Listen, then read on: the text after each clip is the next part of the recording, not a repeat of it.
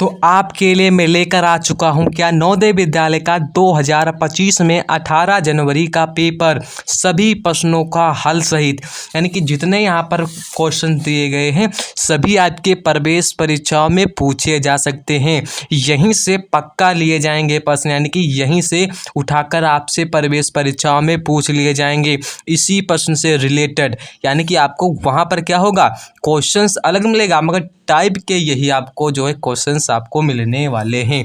तो आप हमारे चैनल को प्लीज़ सब्सक्राइब कर देना। नवोदय विद्यालय एंट्रेंस एग्जाम 2025 की ऑनलाइन तैयारी के लिए आपको इन जितना मैं पढ़ा रहा हूँ उसकी PDF आपको बिल्कुल आपको जो है फ्री में मिलने वाली है। आपको करना क्या होगा, हमारे चैनल को सब्सक्राइब करके एक लाइक कर देना है और अपना प्यारा सा एक कमेंट करके डिस्क्रिप्शन में चले जाना है। वहाँ पर आपको व्हाट्सएप ग्रुप की आपको वहाँ पर लिंक मिलेगी, वहाँ पर आपको उसे ज्वाइन कर लेना है। वहाँ पर आपको इसकी PDF आपको वहाँ पर मिल जाएगी। इसकी PDF हमारे टेलीग्राम चैनल पर भी डाल दी जाएगी। यहाँ पर पहला प्रश्न क्या कहता है कि संख्या 2 यानी कि अंक 2, 3, 4 और 5 का प्रयोग करके 2 अंकों की कुल संख्याओं गठित में से संख्याओं में से क्या करना है, सम संख्या का प्रतिशत ज्ञात करना है। आपको क्या ज्ञात करना है, सम संख्या का आपको जो है प्रतिशत ज्ञात करना है। किस तरीके से ज्ञात करेंगे, यानी कि जैसे यहाँ पर दिया गया है 2, 3, 4, 5 इनके अंकों का प्रयोग करना है। हमें क्या बनाना है, 2 अंकों की संख्या बनाना। कितने अंकों की, 2 अंकों की संख्या बनानी है। तो किस प्रकार से बनाएंगे, 2 अंकों की संख्या बनाने के लिए हम 2 लिखेंगे, फिर से 2 लिखेंगे, फिर से 2 लिखेंगे। यहाँ पर 3 का प्रयोग करेंगे, 2 अंकों की हमारी संख्या बन गई। 4 का भी प्रयोग कर लेंगे, इसी तरीके से हम 5 का भी प्रयोग करेंगे। तो इसी प्रकार से यहाँ पर 3 भी, यहाँ पर भी 3, यहाँ पर भी 3। तो यहाँ पर 2 का प्रयोग करेंगे, यहाँ पर 4 का प्रयोग करेंगे, यहाँ पर 5 का प्रयोग करेंगे। आपको ये याद रखना है डबल संख्या का प्रयोग नहीं करना है। अब यहाँ पर इसी प्रकार से हम 4 का भी प्रयोग कर लेंगे और 4 में यानी कि 42, यहाँ पर 45 आ जाएगा, यहाँ पर 43 आ जाएगा। इसी प्रकार से हम 5 का भी प्रयोग करेंगे, यानी कि 2 अंकों की संख्या में बनानी जो है। यहाँ पर हम 52 लिख देंगे, यहाँ पर हम कितना लिखेंगे 54, यहाँ पर हमारा क्या हो जाएगा 53 हो जाएगा। कुल कितनी संख्या है आपको गिन लेनी है, 1, 2, 3, 4, 5, 6, 7, 8, 9, 10, 11, 12 कुल, यानी कि टोटल कितनी संख्याएं दी गई हैं, 12 टोटल संख्याएं दी गई हैं। इसमें से हमें क्या बताना है, सम संख्या का प्रतिशत बताना है। सम संख्या कौन सी हैं, यहाँ पर आओ सम संख्या देख लेते हैं कौन सी हैं हमारी सम संख्याएं। 24 हमारी सम संख्या हो जाएगी, 32 हमारी सम संख्या, और यहाँ पर 34 हमारी सम संख्या, 42 हमारी सम संख्या, 52 भी हमारी सम संख्या, 54 भी हमारी सम संख्या। सम संख्या कैसे पहचानेंगे, सम संख्या पहचानने के लिए आपका जो इकाई अंक होना चाहिए वो 2 हो, 0 हो, 2 हो, 4 हो, 6 हो और 8 हो, उन्हें हम सम संख्या पहचानेंगे। अब यहाँ पर टोटल कितनी संख्याएँ दी गई हैं आपको टोटल 12 संख्याएं दी गई हैं। इसमें से आपको सम संख्याएं कितनी दी गई हैं, सम संख्याएं 1, 2, 3, 4, 5, 6, यानी कि सम संख्या आपको जो दी गई हैं वो कितनी दी गई हैं, 6 आपको सम संख्याएं दी गई हैं। आपको ज्ञात करना है प्रतिशत। आप प्रतिशत ज्ञात करने के लिए टोटल कितनी संख्याएं हैं 12, इसके बटे में सम संख्याएं कितनी है 6, इससे हम 100 से गुणा कर देंगे, यानी कि 6 कम 6, 6 दूना 12। या अब यहाँ पर कितना बचा, 100/2 बचा। जब हम इसे काट देंगे तो यहाँ पर 50 आ जाएगा। यही हमारा क्या हो जाएगा 50% हो जाएगा। तो बी ऑप्शन हमारा क्या हो जाएगा, सही हो जाएगा। इसी प्रकार के प्रश्नों को आपको हल करना आना चाहिए, क्योंकि आप क्या करेंगे, नवोदय की जो प्रवेश परीक्षाएं होती हैं उनमें ये क्या होते हैं, क्वेश्चंस पूछे जाते हैं। क्या कहता है कि यदि एक कार 5 घंटे में 125 किलोमीटर की दूरी तय करती है तो कार की गति क्या होगी, यानी कि गति क्या होगी। दूरी कितनी दी गई है, दूरी आपको 125 किलोमीटर दी गई है। समय कितना दिया गया है, समय आपका टोटल 5 घंटे का दिया गया है। ज्ञात क्या करनी है, ज्ञात आपको चाल करना है। देखो चाल का अर्थ ही गति होता है, जैसे चाल चलते हो आप लोग, उसी का दूसरा नाम होता है चाल, यानी कि गति का दूसरा नाम चाल होता है। और चाल या गति ज्ञात करने के लिए आपको सूत्र लगाना पड़ेगा दूरी बटे समय, यानी कि क्या लगाना पड़ेगा, दूरी बटे समय। दूरी यहाँ पर कितनी दी गई है 125, तो यहाँ पर 125 लिख लेंगे। बटे में क्या करना है, बटे में आपको समय कर देना है। यहाँ पर समय करेंगे तो कितना आएगा, यानी कि इसे जब हम काट पीट के इसे भाग देंगे तो हमें यहाँ पर प्राप्त होता है 25 किलोमीटर पर आवर। तो यानी कि सी ऑप्शन हमारा क्या हो जाएगा, सही हो जाएगा। हमारा प्रश्न क्या कहता है, यानी कि आपसे कार्य और समय के बारे में पूछा गया है। यही आपको कॉन्सेप्ट लग गया है। कार्य और समय का कोई भी क्वेश्चंस हो तो आपको यही कॉन्सेप्ट आजमाना है, वही कॉन्सेप्ट आपको लगाना है। अब यहाँ पर क्या कहता है कि यदि 12 आदमी एक कार्य को, यानी कि काम को 20 दिनों में पूरा कर सकते हैं, तो उसी काम को 15 आदमी पूरा करने में कितने दिन लगेंगे। यहाँ पर m जो होगा आपका आदमी होगा, d होगा दिन होगा, तो इसी प्रकार से m1 दूसरा आदमी, d2 क्या होगा आपका, d2 आपका जो होगा दूसरा दिन होगा। अब यहाँ पर आपको करना क्या है, करना आपको है यहाँ पर m1 कितना दिया गया है, m1 आपका 12 दिया गया है, इनकी पहला आदमी 12 दिया गया है। यहाँ पर दूसरा आदमी कितना दिया गया है, यानी कि दिन कितने दिए गए हैं, यहाँ पर गुणे हम क्या कर देंगे दिन, यानी कि 12 गुणे 20 बराबर में m1 कितना दिया गया, यानी कि m1 कितना दिया गया है, m1 आपको 15 दिया गया है। गुणे में कितना करेंगे, गुणे में हम d2 करेंगे, यानी कि हमें d2 ही निकालना है। अब यहाँ पर जब इस साइड ये जाएगा तो क्या हो जाएगा, गुणा हो जाएगा। तो कितना होगा 15 गुणे d2 12 गुणे 20, तो यहाँ पर कितना हो जाएगा, जब इसे काटेंगे 3 पंचे 15, 4 पंचे 20, 3 कम 3, 3 चौके 12, 4 यहाँ पर कितना बचा, 4 गुणे 4 बचा। जब 4 गुणे 4 को करेंगे कितना प्राप्त होगा, 4 गुणे 4 प्राप्त करेंगे, 4 चक्कू 16 होगा। तो यही हमारे क्या हो जाएंगे, दिन हो जाएगा, यानी कि दूसरे दिन हो जाएंगे। तो यानी कि ए ऑप्शन हमारा क्या हो जाएगा, सही हो जाएगा। अब यहाँ पर नेक्स्ट प्रश्न के बारे में देख लेते हैं। नेक्स्ट प्रश्न क्या कहता है, नेक्स्ट प्रश्न हमारा कहता है कि अतुल ने एक पुस्तक 50 में खरीदी तो उसे 5 पुस्तकों के लिए कितना खर्चा करना पड़ेगा। ये आपको यहाँ पर कॉन्सेप्ट लगाना है। एक नियम का प्रश्न है, जब भी आपसे एक वस्तु का मूल्य ज्ञात करना हो तो हम क्या करेंगे, एक वस्तु का मूल्य अगर ज्ञात करना है तो वहाँ पर हम भाग करेंगे। जब आपको वहाँ पर क्या करें, अनेक वस्तुओं का मूल्य ज्ञात करना है तो हम क्या करेंगे, गुणा करेंगे। अब यही कॉन्सेप्ट आपको लगा देना है, यानी कि क्या कहता है कि एक पुस्तक, यानी कि पुस्तक का कितना मूल्य दिया गया है, 50 रुपया दिया गया है। हमें ज्ञात करना है 5 पुस्तकों का मूल्य क्या होगा। अब यहाँ पर यही समझाया गया है, हमें एक वस्तु का मूल्य ज्ञात पता है, हमें अनेक वस्तुओं का मूल्य ज्ञात करना है तो क्या करेंगे, गुणा करेंगे। क्या करेंगे, गुणा करेंगे। अब यहाँ पर हम 50 गुणे 5 कर देंगे तो यहाँ पर कितना प्राप्त होगा, यानी कि 0 5 25 कितना हो जाएगा, यानी कि 25। यही हमारा क्या हो जाएगा, रेट निकल के आ जाएगा।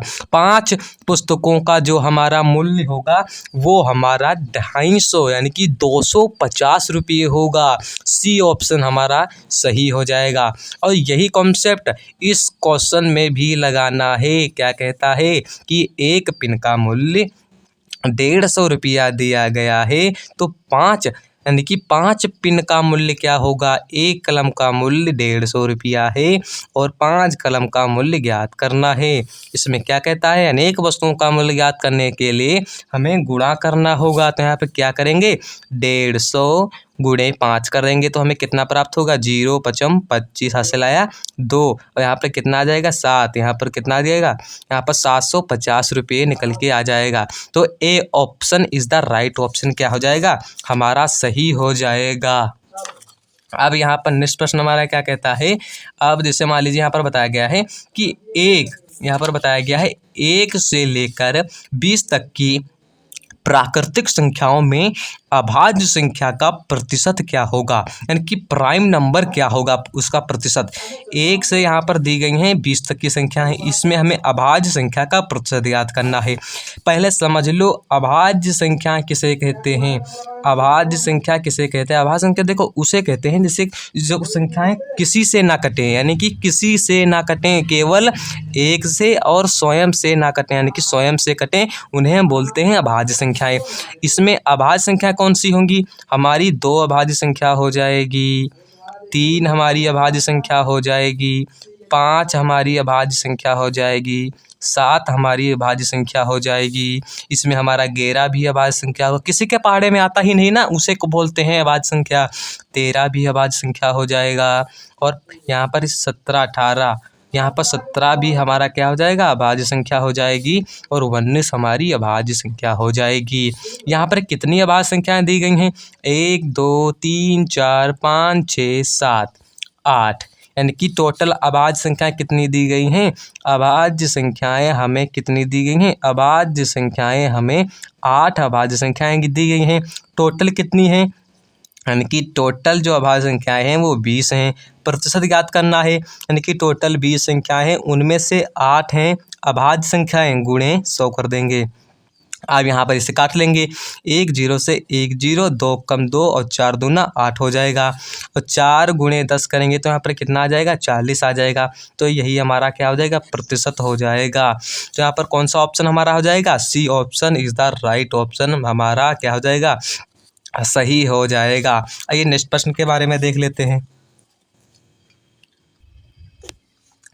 हमारा नेक्स्ट प्रश्न क्या कहता है कि 3 बटे यानी कि प्रतिशत का दशमलव का समतुल्य क्या होगा। देखो ऐसे प्रश्नों में आपको करना क्या है, यानी कि 8 को 3 से भाग देना है। क्या करना है? 8 को 3 से भाग देना है, दशमलव वाला भाग देना है। कौन सा देना है? दशमलव वाला भाग देना है। किस प्रकार से देंगे, यानी कि आपको किस प्रकार से करना है, आपको जो करना है वो कैसे करेगा। जैसे यहाँ पर 8 दिया गया है, 3 दिया गया है, यानी कि छोटा है, पहले 3 को बड़ा बनाओ। 3 को बड़ा बनाने के लिए यहाँ पर हम 1 दशमलव का प्रयोग करेंगे, तो यहाँ पर 1 0 को बढ़ा देंगे। 8 दूना कितना होता है? 16, तो यानी कि पारा इतना पढ़ो कि 30 से कम हो। कितना आ जाएगा? 8 3 24, तो यहाँ पर 24 लिख लेंगे। और बटे में जब 30 में से 24 को माइनस करते हैं कितना बचता है? 6। दशमलव वाला भैया भाग हो रहा है ना, दशमलव वाला भाग हो रहा है, तो यहाँ पर 1 0 और बढ़ जाएगा। अब 8 सती कितना होता है? 56। अब फिर से जब यहाँ पर 60 में से 56 को माइनस करेंगे तो कितना बचेगा? 40। यहाँ पर फिर से 1 0, 8 पंचे 40, तो यहाँ पर कितना बचा? 0 बचा। अब यहाँ पर क्या होगा, यानी कि जहाँ पर दशमलव लगा है, यानी कि जहाँ पर जो है दशमलव लगा है ना, तो वहीं पर आपको यानी कि 0.375 यहाँ पर लिख देना है। अब क्या प्रतिशत, प्रतिशत का मतलब भी 100 होता है, तो यहाँ पर हम 100 लिख लेंगे। कितना लिख लेंगे? 100 लिख लेंगे। अब इसे फिर से हमें दशमलव में कन्वर्ट करना है। तो पिछली बार हमने क्या सिखाया था कि जितने 0 नीचे दिए गए हैं उतने ही अंकों के बाद वो क्या लगेगा? दशमलव लगेगा। तो यहाँ पर क्या करेंगे? 0 दशमलव, यहाँ पर 2 0 बढ़ा देंगे, यहाँ पर 3 7 5 लिख लेंगे, तो यही हमारा आंसर हो जाएगा। ये 0 यहाँ पर थे, इसको उठाकर हमने यहाँ पर कर दिया, तो कौन सा ऑप्शन हमारा सही हो जाएगा? तो ए ऑप्शन हमारा क्या हो जाएगा? सही हो जाएगा। आइए नेक्स्ट प्रश्न के बारे में देख लेते हैं। नेक्स्ट प्रश्न हमारा बहुत ही इंपॉर्टेंट क्वेश्चन क्या कहता है कि यदि 600 के 70% का 2/3 एक संख्या से घटाने पर 320 आता है तो संख्या क्या है? आपको यही प्रश्न में हल कराने वाला हूँ। ऐसे प्रश्न अक्सर नवोदय की प्रवेश परीक्षाओं में पूछे जाते हैं, तो ये आपको क्या है? छोड़ना नहीं है, आपको हर तरीका में आपको बताऊंगा। अब यहाँ पर का अर्थ होता है गुणा, आपको ये पिछली बार मैंने भी बताया था। अब यहाँ पर 600 दिया गया है तो यहाँ पर 600 लिख लेंगे, का है तो गुणा कर देंगे। 70 प्रतिशत है तो प्रतिशत का मतलब होता है 100, तो यहाँ पर हम 100 लिख लेंगे। फिर से का मतलब गुणा, अब क्या करेंगे, यहाँ पर दिया गया है 2/3, तो यहाँ पर हम 2/3 लिख लेंगे। बराबर में कितना आ रहा है, 320 घटाने पर आ रहा है। यहाँ पर क्या करेंगे, 2 जीरो से 2 जीरो जाएगा तो यहाँ पर कितना बचेगा, 3 एकम 3, 3 दूना 6। अब यहाँ पर कितना बता, 2 गुणे 70 गुणे 2 बराबर कितना, 320 हमारा बचा। जब हम इसे गुणा करेंगे तो कितना हमारे पास आएगा, यहाँ पर जब हम इसे गुणा करेंगे तो कितना आएगा, यानी कि 7 दूना 14, 140, और 140 कितना होता है, 140 हम जब गुणे 2 करते हैं तो अब 0 8 2 यानी कि 280 कितना आ जाएगा, 280 बराबर 320। यानी कि कोई संख्या थी x, इसको प्लस करके यानी कि घटाने पर आया था। अब क्या करेंगे, जब ये इस साइड जाएगा तो क्या हो जाएगा, प्लस हो जाएगा। क्या हो जाएगा, प्लस हो जाएगा। तो यहाँ पर हम क्या करेंगे, यानी कि जब ये प्लस हो जाता है तो हम क्या करेंगे, 280 320 प्लस कितना हो जाएगा, तो यानी कि 600 हमारा, यही हमारा क्या हो जाएगा, आंसर हो जाएगा। तो इसमें कौन सा हमारा हो जाएगा, ए ऑप्शन हमारा इज द राइट ऑप्शन हो जाएगा। देखो ये क्वेश्चन क्या कहता है कि एक ट्रेन 10 किलोमीटर की घंटा की गति से 200 किलोमीटर की दूरी तय करती है, तो यानी कि दूरी करने में कितना समय लगा। आपको इसमें समय ज्ञात करना है। आपको चाल 10 किलोमीटर प्रति घंटा दी गई है, दूरी आपको 200 किलोमीटर दी गई है। आपको समय ज्ञात करना है। समय ज्ञात करने का सूत्र होता है दूरी बटे चाल। दूरी कितनी दी गई है, 10, यानी कि दूरी आपको 200 किलोमीटर दी गई, तो यहाँ पर दूरी 200 को ले लेंगे, बटे कर देंगे। बटे में चाल करना है, चाल कितनी दी गई है, चाल हमें 10 किलोमीटर दी गई, 10 यहाँ पर लिख लेंगे। 1 जीरो से 1 जीरो काटेंगे तो कितना समय निकल के आएगा, 20 घंटे निकल के आएगा। कितना आएगा, 20 घंटे हमारा क्या है, निकल के आने वाला है। तो ए ऑप्शन हमारा क्या हो जाएगा, सही हो जाएगा। अब आइए नेक्स्ट प्रश्न के बारे में देख लेते हैं। नेक्स्ट प्रश्न हमारा क्या कहता है कि एक बाइक, क्या कहता है, एक बाइक 108 किलोमीटर प्रति घंटा की गति से एक पुल को पार करती है। यदि पुल को पार करने में 8 घंटे लगते हैं तो पुल की लंबाई क्या होगी। यानी कि मोस्ट इम्पोर्टेंट क्वेश्चन है। इस प्रकार के प्रश्न अक्सर नवोदय विद्यालय की प्रवेश परीक्षाओं में पूछे गए प्रश्नों में से एक है। तो इस प्रकार के प्रश्नों को कैसे करेंगे, चाल हमें इतनी दी गई है, दूरी हमें ज्ञात करना है, समय दिया गया है 108 यानी कि एम की